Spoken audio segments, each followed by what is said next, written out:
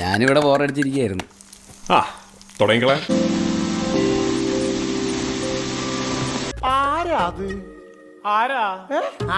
Hi, എല്ലാവർക്കും പുതിയ എപ്പിസോഡിലേക്ക് സ്വാഗതം.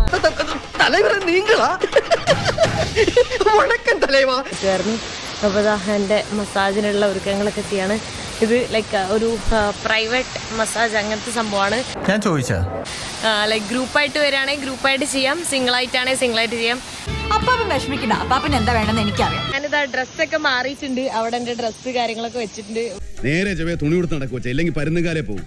ഇവിടെ സത്യം പറഞ്ഞാൽ അടിപൊളി ഫീലാണ്. കാരണം ഈ ഒരു സാധനമൊക്കെ ഇങ്ങനെ കത്തിച്ച് വെച്ചിട്ടുണ്ട്. അപ്പൊ അതുകൊണ്ട് തന്നെ നല്ല സ്മെല്ലൊക്കെ വരുന്നുണ്ട് കേട്ടോ. അപ്പൊ അവിടെയാണ് അവിടെ പോയി കിടത്തും. അവിടെ നിന്നാണ് ചെയ്യുന്നത്. അതാ പറഞ്ഞ കൊട്ടാരം കണ്ടോ, അവരുടെ ബോഡിയൊക്കെ നോക്കി ഭയങ്കര അടിപൊളിയാണ് കേട്ടോ. ആ നാച്ചുറൽ ആയിട്ടുള്ള ആ ഒരു ഇതില് അടിപൊളി ഫീൽ ആയിരിക്കും. ശരിക്കും പറഞ്ഞാൽ ഇവിടെ ഫുള്ളും മരമൊക്കെ ഉള്ളതുകൊണ്ട് നല്ല തണലൊക്കെ ഉള്ളതുകൊണ്ട് ഭയങ്കര അടിപൊളി ആയിട്ടുള്ളൊരു ഫീലാണ് കേട്ടോ. ഞാൻ ഭയങ്കര എക്സൈറ്റഡും ആണ്. നമ്മുടെ നാട്ടിലെ പെണ്ണുങ്ങൾ ഈ പണിക്ക് പോവോ? ഇതൊരു അസാമാന്യ പ്രതിഭയാണ് വന്നിരിക്കുന്നത് എന്നാണ് പറയുന്നത്. ഇവിടെ നോക്ക് ഒരു ഡിഫറെന്റ് ആയിട്ടുള്ള ഡ്രസ്സൊക്കെ ഇട്ടിട്ട് ആളിതാ റെഡി ആയിട്ട് നിൽക്കുന്നുണ്ട് കേട്ടോ. എന്തോ കഴുത്തിലൊക്കെ എന്തോ സംഭവമൊക്കെ ഇട്ടിട്ടുണ്ട്. ആരോടും പറയണ്ട, നോക്കി ഗർഭമുണ്ടാക്കുന്ന ജാതിയാ സത്യം.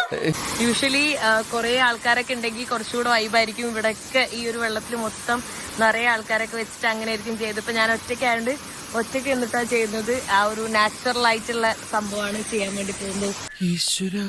ഇതാണ് ന്യൂ ജനറേഷൻ. ഇത് ചെയ്ത് കഴിയുമ്പോൾ തന്നെ നമുക്ക് ഭയങ്കര സ്ട്രെസ് ഫ്രീ ആണ്. ആക്ച്വലി ഞാൻ വോയിസ് ഓവർ ചെയ്തുകൊണ്ടാണ് ഇരിക്കുന്നത്. കാരണം ആ സമയത്ത് ഞാൻ പകുതിയും ഉറങ്ങിപ്പോയിട്ടുണ്ടായിരുന്നു. അത്രയും നമുക്ക് ആ ഒരു റിലീഫ് കിട്ടും.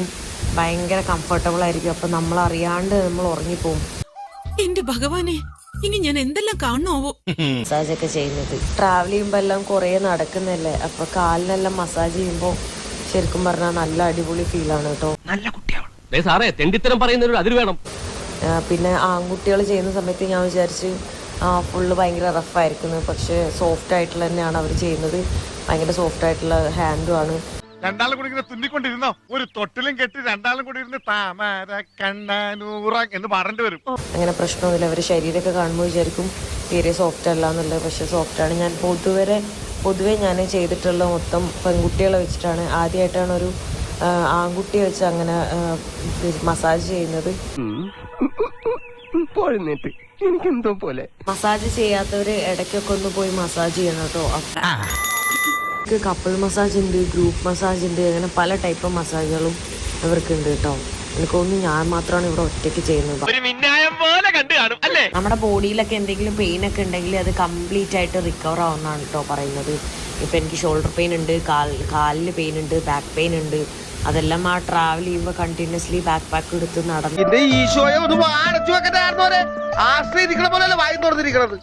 ഇല്ലാത്തതുകൊണ്ടാണ് അത് അങ്ങനത്തെ പെയിൻ എല്ലാം വരുന്നത്.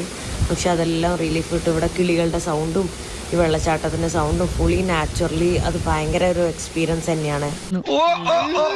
അങ്ങനെ മസാജ് എല്ലാം കഴിഞ്ഞു. എല്ലാവർക്കും സന്തോഷമായല്ലോ.